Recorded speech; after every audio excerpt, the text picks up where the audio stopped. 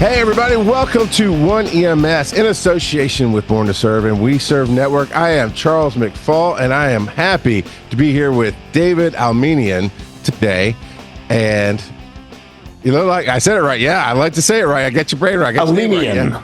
It's Aleman. Aleman. Oh, all right. Oh, you're good. See, you know what? I'll still save your life one day. It'll be okay. It'll be all right. I'll write it in the documents correctly, I promise. Aleman. I got it. Aleman. There you go. Awesome. And I have the pleasure of talking to him today. But before I tell you why I'm talking to him, I want you to get to know who he is. So, David, how did you get to where you are today, which is basically building futures for public safety? Where did you come from? Is that something you've always wanted to do and been interested in, is helping in public safety? Well, great question. It's kind of like things in life. One thing leads to another. And I started out 30 years ago helping people plan for retirement, having a future of retirement security. And one thing led to another, and it brought me to helping first responders, EMS, EMTs, firefighters, and police officers have a future of financial security. It was really how I got here. That is awesome. Where did you learn your craft or build your business? I mean, as a kid, I don't imagine little David was like, I want to grow up and work in futures of EMS and work in insurance and retirement. What did you want to do when you were growing up? I wanted to be a rock star. Ah, man, I love it. I love it. What kept you from being a rock star? Nothing, actually. It was just, I grew up, I played guitar. I had a band with my sister, 9 pieces. We traveled all around the country. My mother was the manager of the band. Wow, it was fun. And, and then you'd lose a band member and have to find another one. Lose a band member, have to find another one. And it was like a shortage of good people. So one thing led to another, and I found myself at a crossroads. And that was when I learned about the insurance business. And I said, wow, that looks pretty good. And so that's a huge gap jump right there. I love it. Yeah, that was a big jump. That was a big, but I wanted something secure.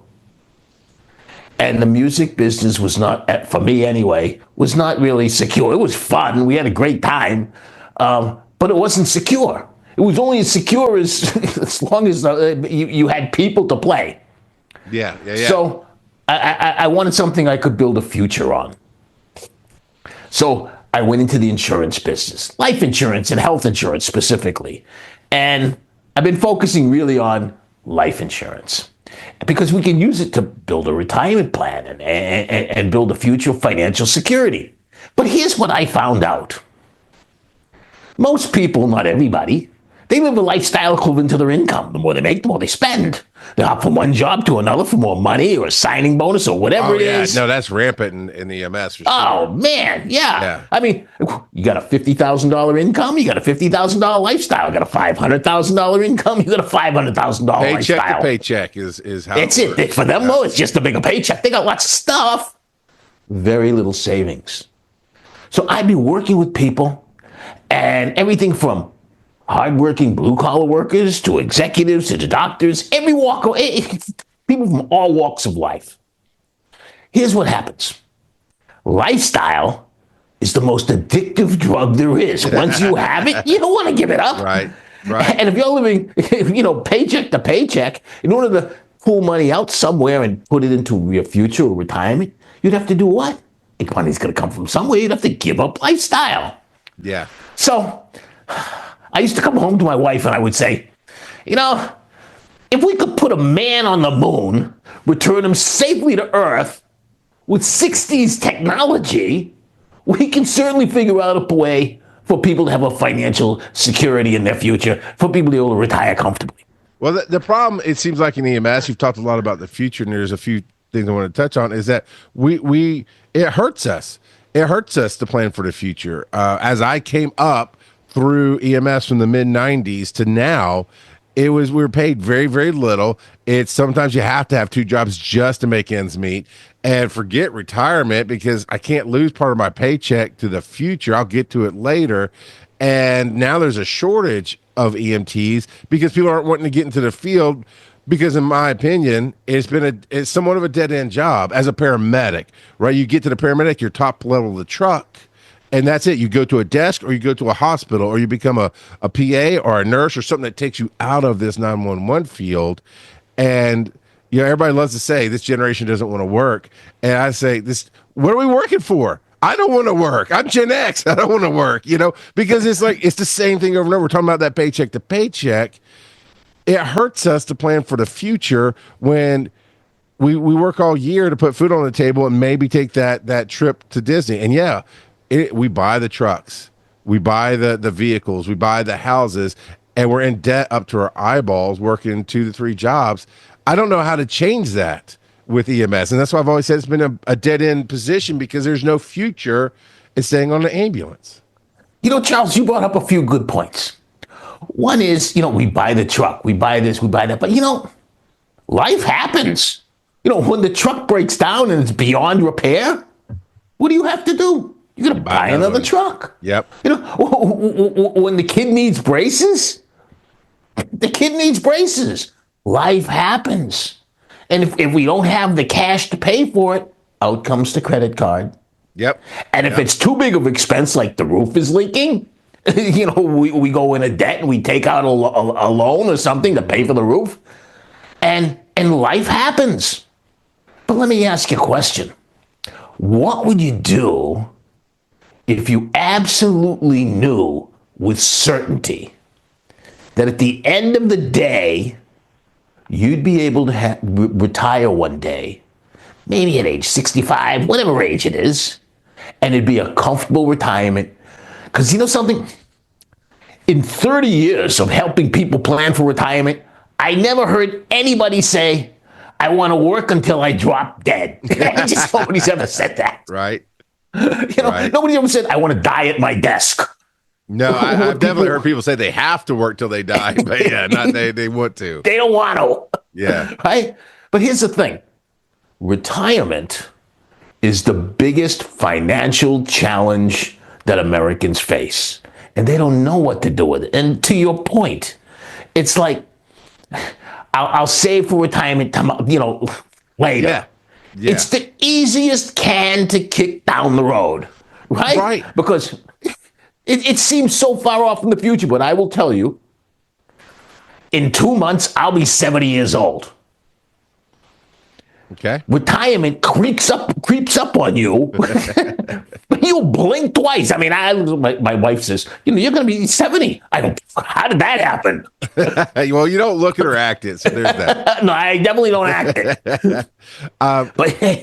Well, you're right. You're right. So I was 18 when I got into the field, and I had he was older than me, but he's probably in his 30s at most. But I had a older partner. He's like, hey, he was trying to teach me what compound interest was and how I needed to put away into an account, and how if I did this much, blah, blah, blah, how I'd have millions.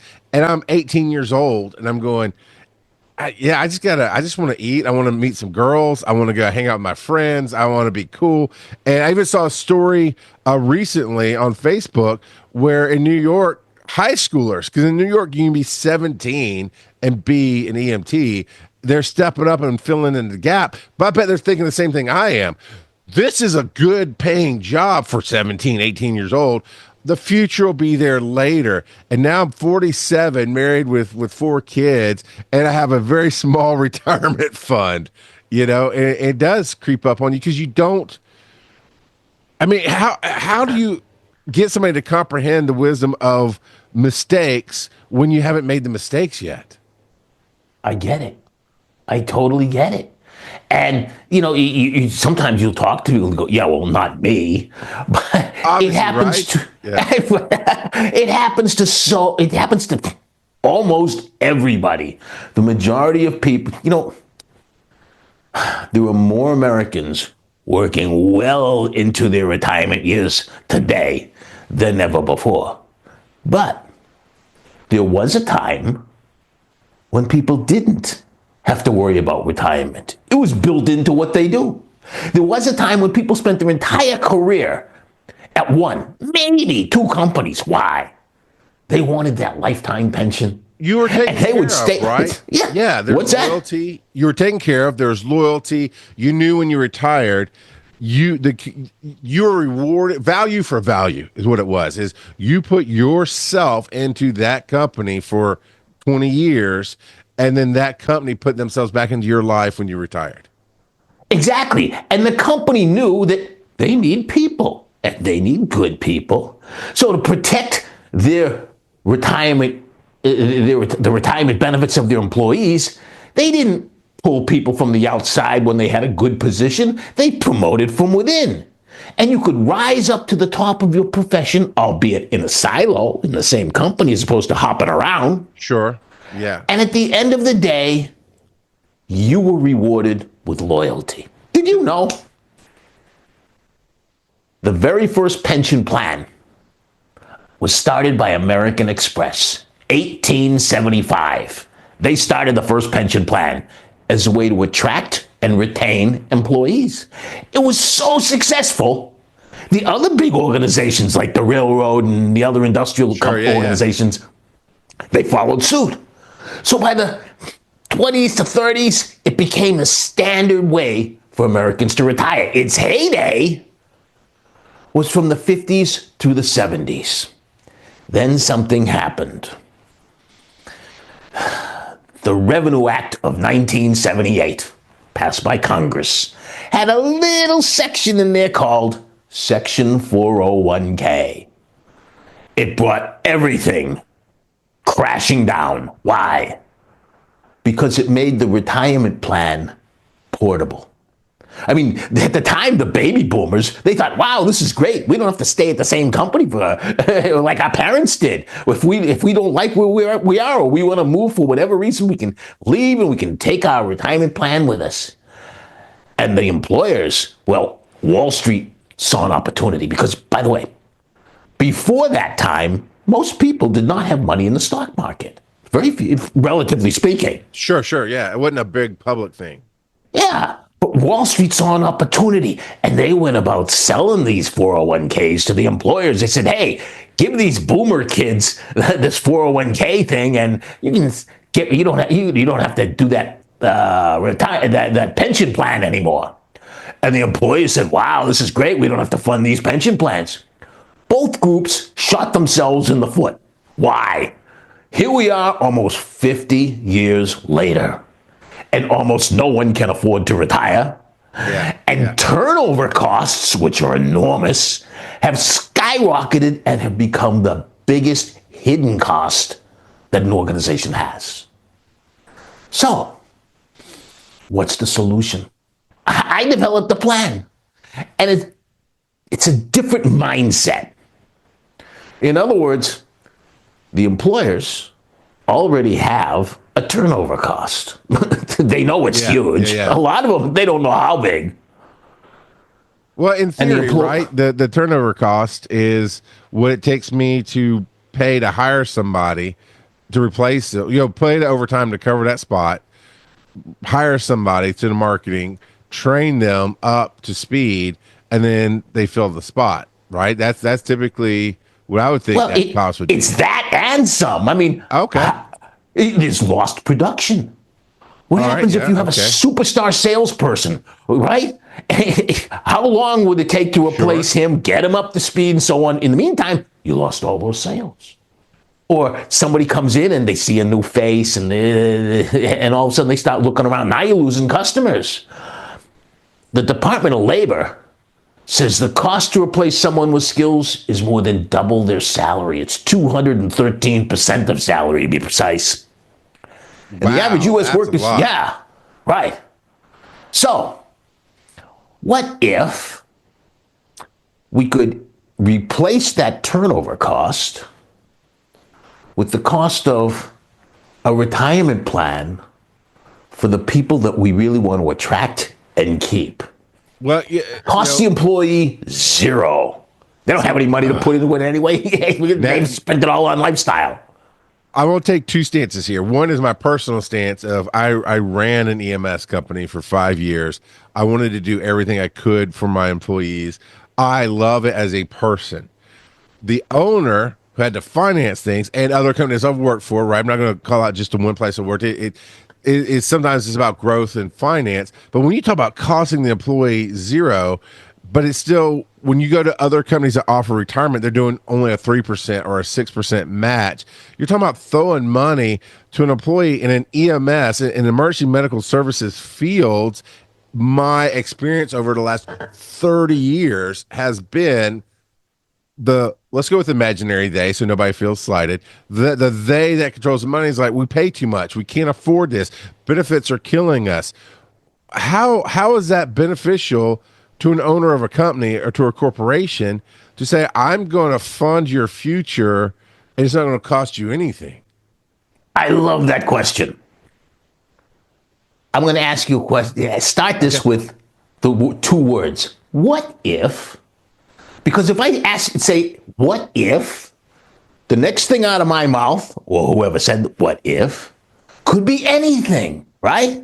So, what if we had a retirement plan for our employees, and instead of it being a cost to the company, it was a growing and compounding asset on the company's books? And no matter what happens, instead of being a cost, it's an investment. And no matter what happens, we, as the owner of the company, recover 100% of that cost or that investment. In other words, it's not costing us anything. Okay, so it's not costing the employee anything. It's not costing the company anything. This sounds like we're in the magic land of Canada. I don't understand, David. Well, you brought something up earlier. In this social work, this is socialism, man. No, you said two words earlier. You said compound interest. Okay, yes. And it's the power of compound interest that multiplies the investment so that down the road, remember, these are long-term plans. Down the road, it's growing and compounding so that down the road, we have an abundance so that it does two things. It pays an income stream, a big income stream, to the employer. The employer holds back a piece of it. And the rest of that income stream goes to the employee for their retirement. Okay. Over time, depending on how it's built, could be 5 years, could be 10 years, whatever it is, the employer recovers 100% of their investment. And the employee has a lifetime income that we can build it so that they could have an income equal to or greater than their working years income. Wow. So, okay. So we're recruiting these 17, 18-year-olds, right? Want to get them into the field. And I do believe one of the defining factors of this current generation, Gen Z, and then the back end of the millennials as they grow up, wants to make a difference. They want to know what's in it for them. What future are we building, not just for myself, but for everyone? And so as a company, you're recruiting them, but then they see the next county over is offering $1 more an hour. What's stopping them from just taking this and leaving? Nothing's free. This isn't a fairy tale. So, in exchange for this wonderful benefit of a future of financial security, the employee commits to stay with the company for a certain period of time. Could be for 5 years, could be till retirement, could be anything in between, and there's a written agreement.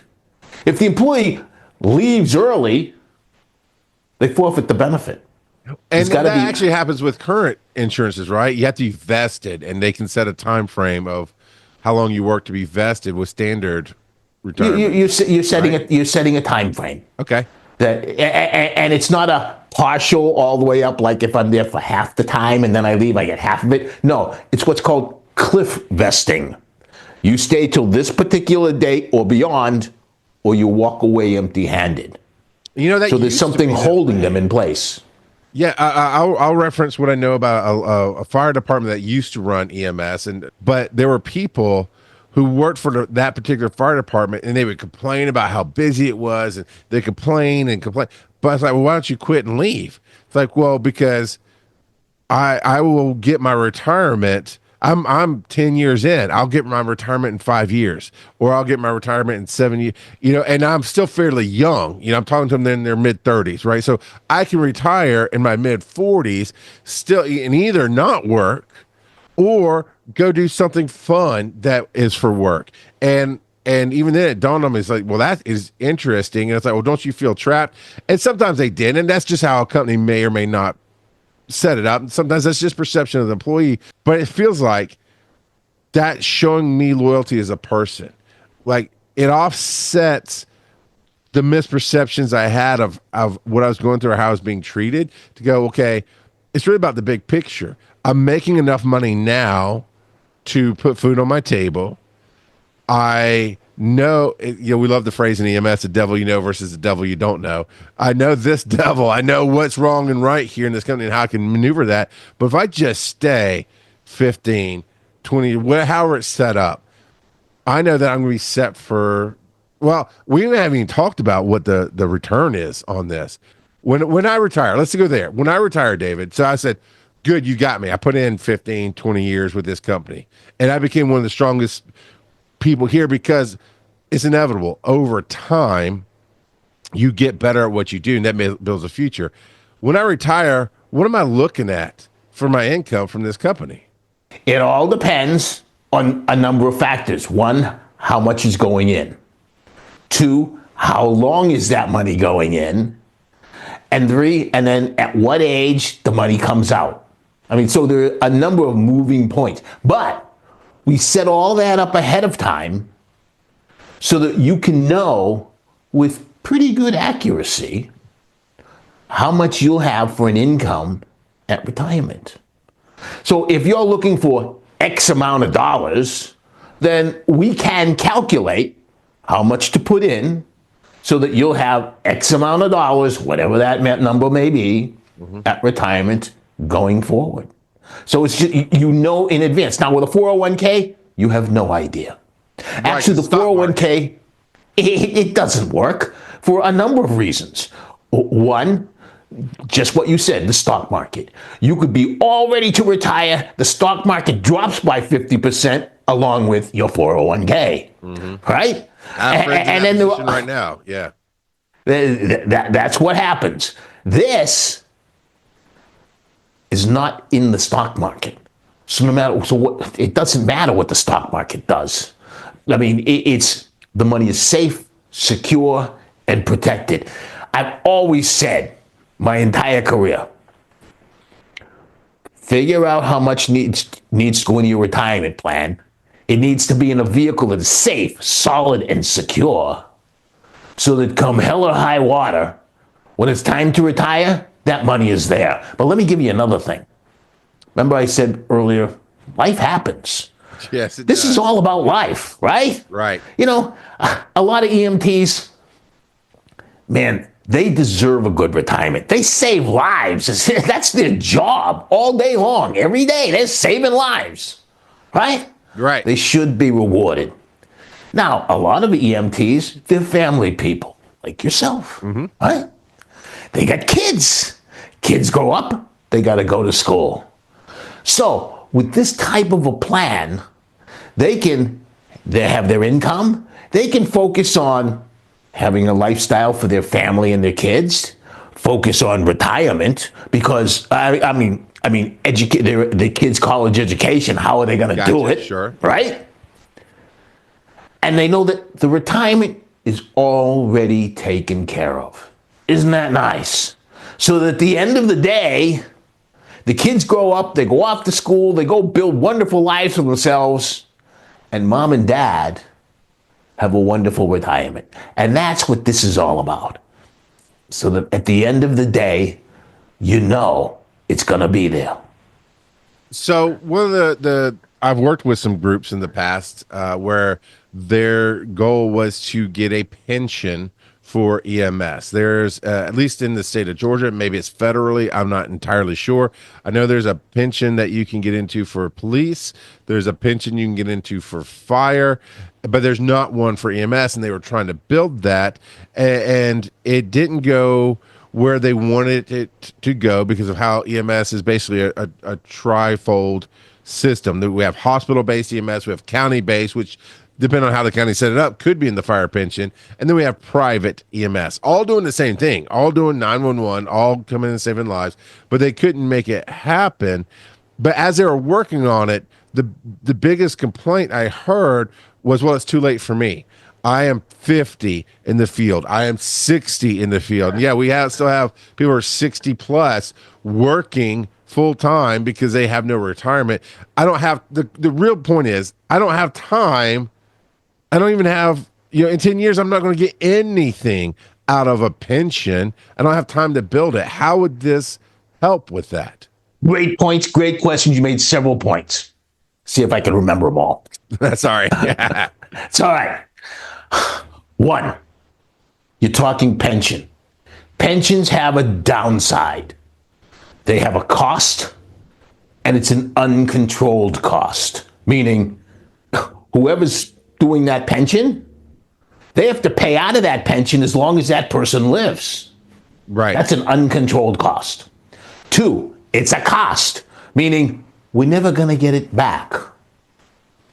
So what if, love those two words, we had a cost that's controlled.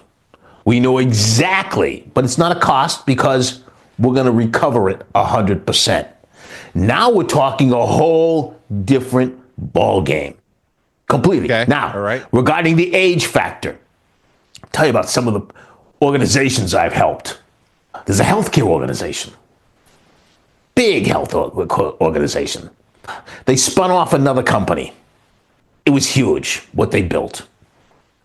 The board of directors of this organization did not want to lose the people that built this organization because they were brilliant and hardworking. Okay, gotcha. So we wanted to create a retirement plan for them. One of them, and there were three people in this particular plan. One of them was in his late 50s. Another was in her mid 60s. And the third was in their late 60s. And we built the plan for them. Wow. Yeah. I got another organization, public safety organization. And they're concerned. Two reasons. One, people are retiring faster than coming in. So they need to recruit new guys and gals. And they need to retain the people that are bailing. There was a change in the retirement system. So that it used to be they retire at age 50. They bumped it up to age 58 to get full retirement. And the difference isn't enough to make the 50-year-olds want to stay. Right. But the 50-year-olds, those are the ones with the knowledge base, right? Mm-hmm. They're the ones that they know the community. They know what areas need help, what areas don't, and so on and so forth, right? And they need somebody to train the younger people and so on. So I built them a plan for the younger ones. They said, oh, that's nice. But how do we stop the older ones from doing it? I said, here you go. And I built one, and I showed them numbers for 45-year-olds and for 50-year-olds. And it builds it so that the 50-year-olds, if they stay another 8 years, it'll add about $50,000 to their retirement pension a year. Okay. That's significant. Yeah. That's a significant benefit. Wow, if I hang around an extra, until 58 instead of from 50, I'm going to add another 50 grand to my retirement. Yeah, You know, even if they didn't really want to stay, the spouse is going to be like, hang in there, honey. That's our future, right? Right. And at the end of the day, the municipality, the taxpayers, the money that goes into this thing, they recover it 100%. So it's not a cost. This plan is literally a growing and compounding asset on that municipality's books. Now, how many? So that makes a whole different conversation as opposed to, let's spend this money and make a pension plan for this group here. And they're like, we don't have the money to do that. Why? We can't spend that kind. No, all we're doing, here's the cool part. Every municipality has reserves somewhere, right? Or most do. Most do, yeah. We're going to take money from here that's just maybe sitting in a bank or wherever, right? And we're going to move it over here. And it's going to sit there, grow and one more piece. As this money is growing and compounding, it's also liquid. It's not locked up there. If the municipality had an emergency and they needed to, keyword here, borrow money from this plan to take care of the emergency and then pay it back, they could. So we're not tying up the funds. We're simply parking it here as opposed to from over here, another place. It's absolutely an amazing plan when you look at the way it works because everybody wins. Two things in this country happen every 40 seconds. Somebody has a heart attack and somebody else has a stroke. When seconds count, you guys are the ones who save people's lives. And if you have seniors that are going to move into an area, or maybe you've got a family and they've got the grandparent, the parents are going to live with them too. They want to know if there's an emergency that the response time is going to be fast. And when that response time is really low, right? Great response time. Again, property values come up. And when property values come up, the tax base comes up. More funds, revenue for the city, for the town, for the municipality. So all of this, not only does this plan self-fund itself, it creates more abundance and more resources and funds for the municipality that they didn't have before, so they can provide more services for the community, which again makes property values come up even more so. So everybody wins, no matter how you look at it. That is a very interesting point. To the point of response times and how the community wins. There's a couple of numbers here. I did a video from the National Registry of EMTs, which is who certifies EMTs pretty much across all 50 states. But the number they put out was in 2023, there was about let's say 280,000 EMTs, and that's all levels, EMT, AMT, EMTR, paramedic, you're across the United States. And they added only 10% to that number that year. That's 20,000 people is what they added to it. And in the state of Georgia alone, if we added 20,000 people, we might get to a good point of response times because the story I like to always tell is a true story of there's a county that I'm near that had 2 ambulances. But the size of the county, the numbers of people that are there, the physical distance you have to go in the county really dictated 3. But the county only wanted to pay enough money, and it's called a stipend, right? They're not paying the full thing for the county. It's a private service. They're only giving so much money that offsets the cost of 2 trucks. They could only afford to put up 2 trucks. Somebody got stung in a remote part of the county. Mama got stung. Mama died because it took 30 minutes to get there. It wasn't good enough. Mama died. And it came out that both trucks were on legitimate calls, other 911 calls out to other hospitals, and another county had to come over. And in the commissioner's meeting where they're doing an investigation and the family is there, they basically asked why this happened. And they said, because here's the legitimate number, county won't pay for it, blah, blah. And this is where I'm like, this should have been that company's championing cry. This should have been national news. The adult daughter of the patient who died said, I'd rather pay more taxes for my mom to be alive than for her to not be here anymore.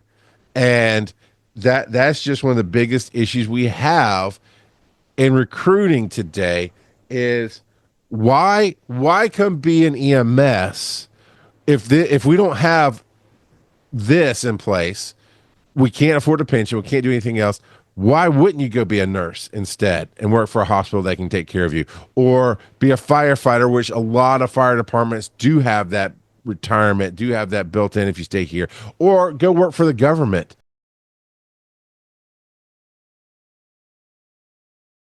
But what happens to what we see, unfortunately, almost every day, where somebody is injured in the line of duty and they cannot work anymore? They're no longer building towards this retirement. Does that kick them out of the program? No, actually, I'm glad you brought that up. This plan has built into it health benefits, so that if you have a critical injury, and it doesn't have to be in the line of duty. This is 24/7, 365. Okay, so no matter what I do, I can't work anymore. This still is working. If you can't work, you can take a lump sum out of this plan, 2 lump sums. 1 lump sum goes back to the employer, so the employer recovers their investment in you. The balance, and it's a big balance, goes to you so that you can pay your mortgage, put food on the table, make your car payment, and figure out what's next for you in life. Then, what if you had a heart attack, stroke, cancer, ALS disease, blindness, and a whole slew of these things? Because here's the thing. First responders, whichever one they are, it's a high-stress job. You're exposed to things that the regular public isn't. Many of them have higher incidence of heart disease and cancer and so on. There's a benefit that's built into this plan that protects you financially. And then what if the employee becomes deceased, either in the line of duty? Sure, yeah. Glad you brought that up. I didn't even think about that, right? There's a death benefit that does 2 things. The employer recovers their investment, and then the balance is enormous, goes to the family. And so that the kid's college is protected. The mortgage payments are paid. And, here's what happens. A lot of times, first responders, they get killed in the line of duty. What happens to the widow and the kids? They get a little bit of death insurance money. It's a little bit. 5,000. That's enough for the funeral, and that's about it. Yeah. Yeah. Which means they've just lost the most important person in the world that they love the most. Mm-hmm. And in about 3 months, the bank is knocking on the door saying, we want our money. And now they have to go and move out. They don't even know where they're going to go. They're protected with this plan. What if later on in life, they're retired because they have this retirement benefit? Yeah. And they have Alzheimer's, dementia, or any of these chronic illnesses. Again, they're covered so that they have the money to pay for because these are the kinds of things that wipe people out financially, but not for the people in this plan. This is so comprehensive, and it's big picture. As I was saying before, thriving communities start with public safety. If you have public safety, you've got a thriving community. If you don't have public safety, you have a community that you don't want to be in. It protects the first responders, the EMS, the EMTs, all of them, the firefighters, the police officers. It protects all of them on so many multiple levels. Firefighters have a 9% more incidence of cancer than the rest of the population because of the fumes that they end up breathing in while they're on the job. Police officers, Suicide, huge in Yeah. police for.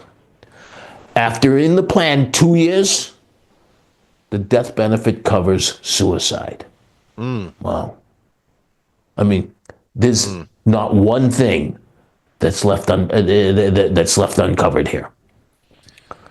So it sounds honestly miraculous. There's I'm sure there's details and there's things to work out with the people who are in it. How does does this help even volunteers who get their Oh, time? so much so. Somebody asked me one time. They said, "So, why would the town want to pay for this benefit?" I go, "They're not paying for it. They're getting their money back. It's an investment." But why would they do that? Well, I said, "Well, let me ask you a question. How much does an ambulance cost? How much does the fire trucks cost? Do the fire trucks cost? And how much do those fire stations that they build cost? Now let me ask you a question. What good are they if you don't have the people to man them?" Yeah. Right? You already got them donating their work, their labor for free. What you need is to give them something that protects them if they get hurt, sick, injured, and gives them a future. Because here's what happens. So you have these young people, these firefighters, these EMTs, and so on, and they're volunteers, so on. And then they have a family. And the kid has a birthday party. But mom or dad is working at the station or out on a call. And then the kid has a recital at school, and mom or dad is missing it. And the other spouse is saying, "What are you doing? You're missing your kid growing up." I mean, you're giving all your time to the town or to the organization, right? And you're missing your family. If you're going to spend time away from your family, at least do something so you can bring some money in so that we can pay the bills around here. Yeah. I mean, so they're getting pressure from both ends. And after a while, they're like, "You're right. I'm going to have to let this thing go." And they leave. Mm-hmm. You get into this job because you feel rewarded for giving back to the community. You're stepping up. It is somewhat of a calling, but callings do not put food on the table. And so I try to teach people how to manage their income and how to manage their expectations and to value themselves. And here, I got it. There was this amazing man. And every time he was a volunteer firefighter, and every time he showed up in my scenes, like, thank God Joe is here. Joe is the best volunteer. And we tried to talk him into becoming an EMT forever. It's like, "Man, you're so good at this. We would hire you in a heartbeat. Come be with us." He goes, "One, I love my job." I don't remember what he did, but I love my job. But also, my job pays me 3 times what you guys make. So I'm happy to give what time I can to help you because I believe in it. That's a true calling, but I'm not going to take away from everything else I do. And there's a limit. There's a limit. 100% there's a limit. Yeah. You have the young guys come in, they start doing this, then they get married and they have kids and so on. And after a while, it's like, okay. I mean, and I get it. They don't want to leave. But at some point, they say, "I can't do this anymore. I got a family that I'm committed to too." Yeah. Right? I mean, if I get hurt, what's going to happen to them? If I get killed, what's going to happen to them? Just the other day on the news, young guy got stabbed by a patient in an ambulance. Yeah. Yeah, I saw that. And he died. Mm-hmm. Right? So at some point, they have to say, "All right, I put my time in, but I can't do this anymore." Yeah. As opposed to with this plan in place, the family's protected and they are bringing something in because they're building a future for the family. And for those towns that they have volunteers, the least they could do for them, I mean, in my opinion, they owe it to them put a plan like this in place, we're not asking you to spend any money because you're going to get it back. Protect them. You're asking them to not only risk their own lives, you're asking them to risk the future of their families. Because if something happens to them, the family's in real trouble. Thinks about that, yeah. Yeah. So that's what happens. So we can fix this. And that's a good thing. You know what? At the heart of One EMS, what I did when I started this media platform and this charity is to bring things that are better to EMS, to make a future for EMS, to make our lives better, to give what I did not have, which was a better life, a better way, a future. And while I won't be able to ever endorse products because of who we are and how we stand, I'm all for anybody that wants to build a future. So, David, as a part of this recording, as a part of what we're doing here, if people find what you've said interesting, if they go, that sounds like a better future for us, how do they reach out to you? How do they find you? Oh, well, thank you for asking. But before I go do that, I just want to say this is something that is so worth doing for the people that selflessly give of themselves to their community, and for the communities that live in these, for the people who live in these communities. So, if they want to get in touch with me, just have them go to davidalemian.com. And you spell that, well, David's easy, and Alemian is ALEMIAN.com, davidalemian.com, or they can reach out and connect with me on LinkedIn. I'm the only David Aleman on LinkedIn, so I'm easy to find. And I will say this one first. Thank you for your time. Thank you for putting into what sounds like something that will better the future of all of us. And I hope it lives up to everything that you've told me. I want that. That'd be my perfect world. Is win-win for everybody, and everybody has a future to build to. So that's amazing. Again, thank you for being on and sharing this with me today, David. I appreciate it.